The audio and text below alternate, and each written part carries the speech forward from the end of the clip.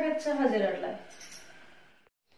आउँदो आर्थिक वर्षको लागि सरकारको नीति तथा कार्यक्रम आज प्रस्तुत हुँदै पत्रकारलाई कोरोना बिमा, एउटै जिल्लाभित्रको पास पनि रद्द, 7 वर्षीय बालक सहित 3 जनामा कोरोना संक्रमितको संख्या 49 पुग्यो।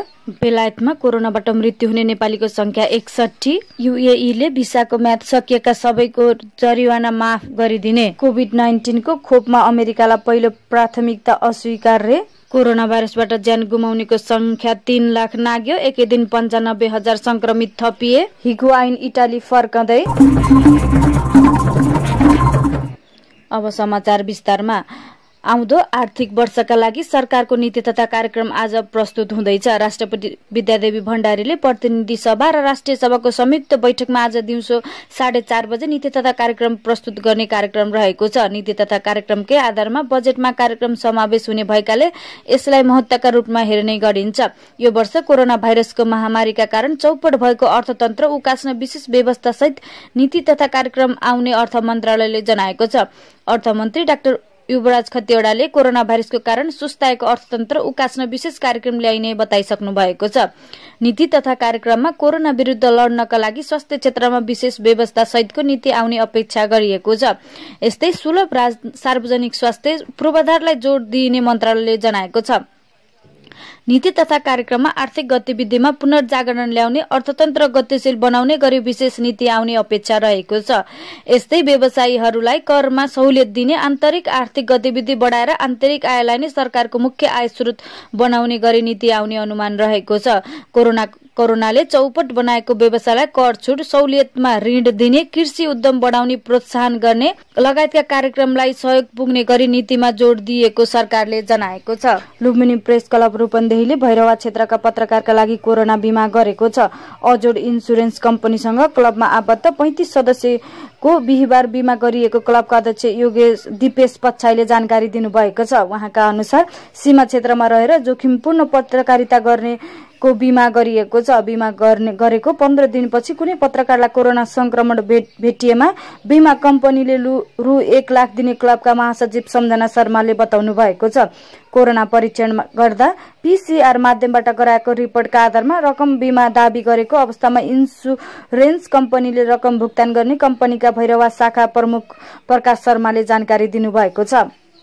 सीमा क्षेत्रमा पत्रकारिता गर्ने धेरै पत्रकार सदस्य रहेको क्लबको सो कार्यले पत्रकारलाई अझ जिम्मेवार भएर अगाडि बढ्न हौसला थपिएको क्लबका सदस्य पशुपति यादवले बताउनु भएको छ। पत्रकारका लागि पहिलो चरणको राहत सहयोग वितरण गरिसकिएको र तिनको सुरक्षाका लागि थप काम गर्दै जाने क्लबका उपाध्यक्ष नरेश केसीले बताउनु भएको छ।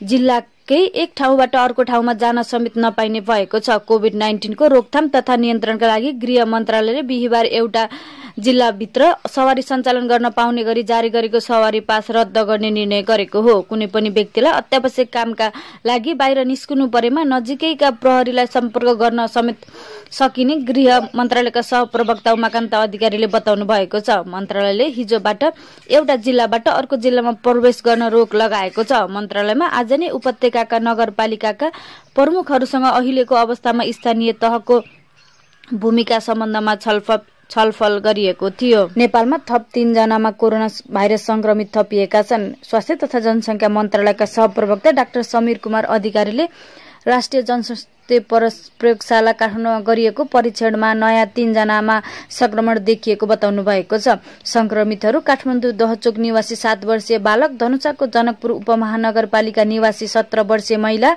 र धादिङ निवासी 30 वर्षीय महिला रहेका छन्। यो संक्रमितको संख्या 49 पुगेको छ। यसअघि बिहिबार बिहान 2 जनामा संक्रमण देखिएको थियो। बिहिबार मात्र 5 जना नयाँ संक्रमित भेटिएका हुन्। मन्त्रालयका सहप्रवक्ता डाक्टर अधिकारीका अनुसार दुवै संक्रमित व्यक्तिको अवस्था सामान्य रहेको र तिनै जना स्वास्थ्य कर्मीको सम्पर्कमा रहेका छन्।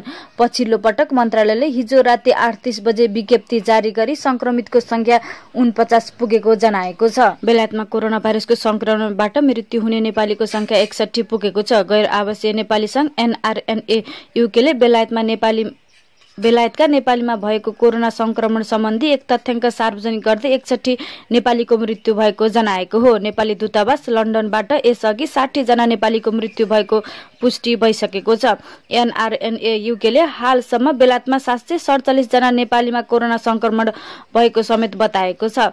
उनीहरूमध्ये उपचारका लागि अस्पतालमै भर्ना भएका 115 जना छन्। तथ्याङ्कले 38 जना उपचारपछि निको भएर घर फर्किएको र 17 जना अझै पनि अस्पतालमा उपचारकै क्रममा रहेको देखाएको छ।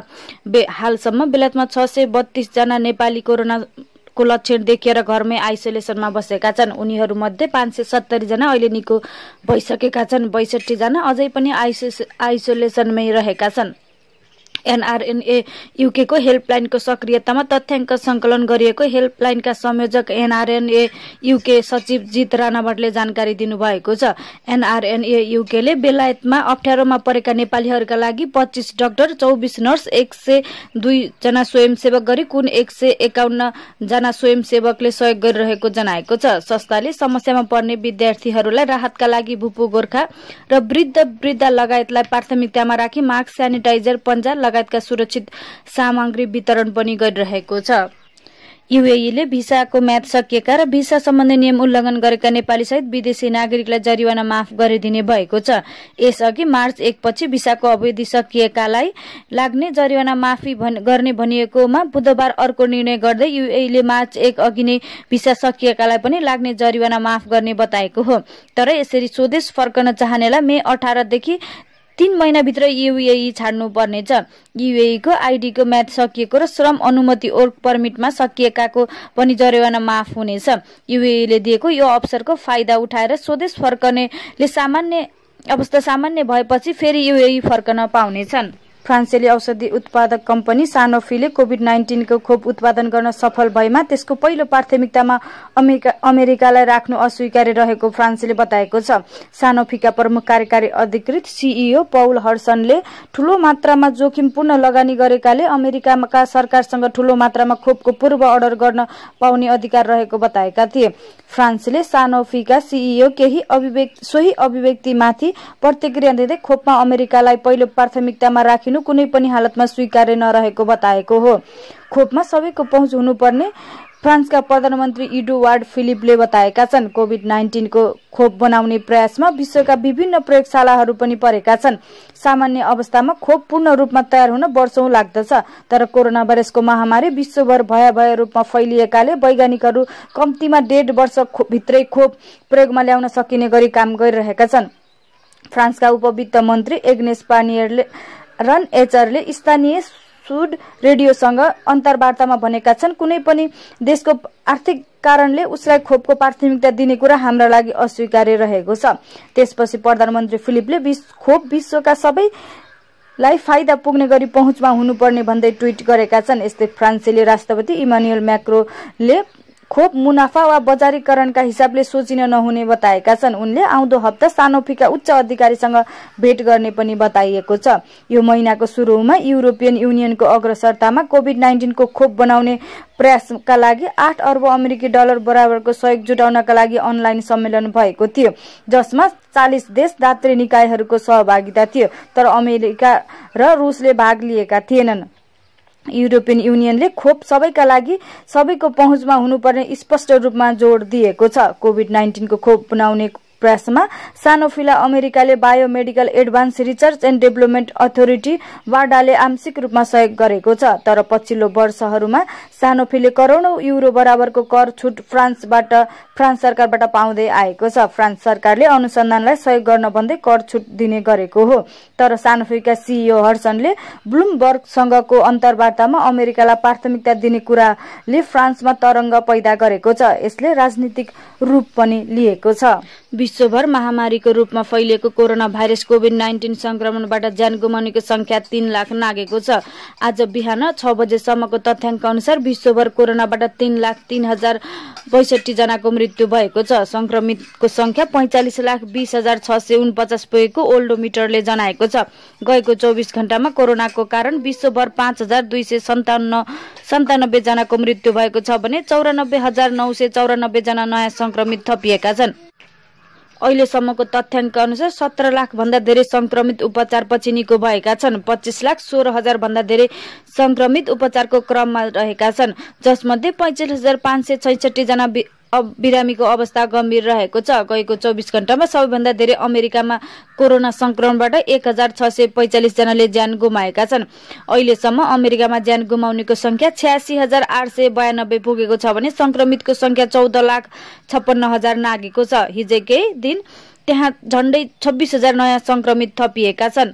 त्यसैगरी ब्राजिलमा हिजो 535 जनाले ज्यान गुमाएका छन्। त्यहाँ मृतकको संख्या झण्डै 14,000 र संक्रमितको संख्या 2 लाख नागेको छ।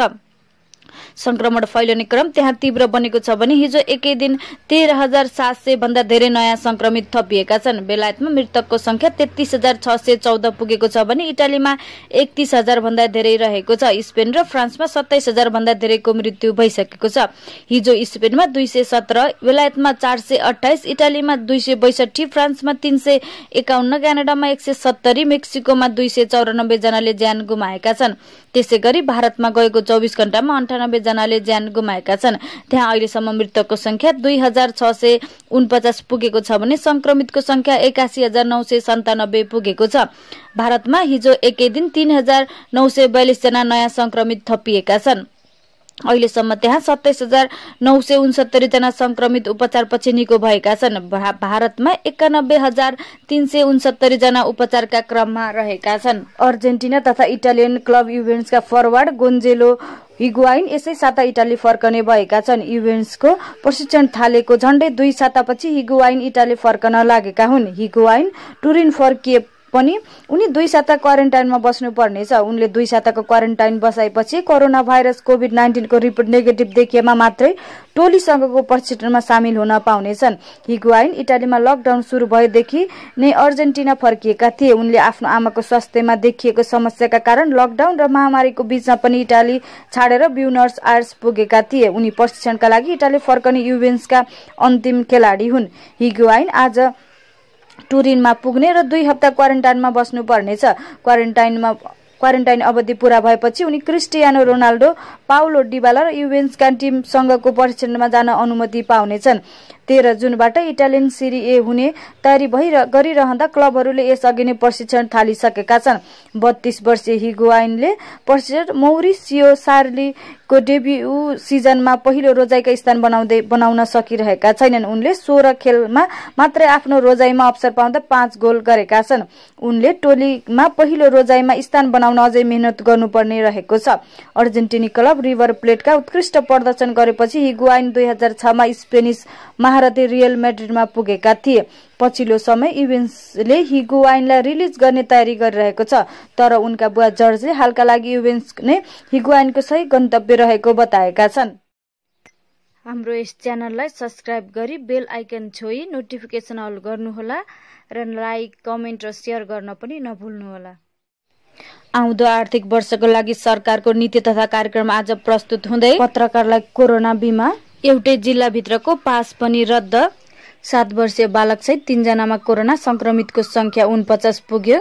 बेलायतमा कोरोनाबाट मृत्यु हुने नेपालीको संख्या 61। युएईले भिसाको म्याद सकिएका सबैको जरिवाना माफ गरिदिने। कोभिड-19 को खोपमा अमेरिकालाई पहिलो प्राथमिकता अस्वीकार्य। कोरोना भाइरसबाट ज्यान गुमाउनेको संख्या 3 लाख नाग्यो। एकै दिन 95,000 संक्रमित थपिए। हिगुआइन इटाली फर्कँदै।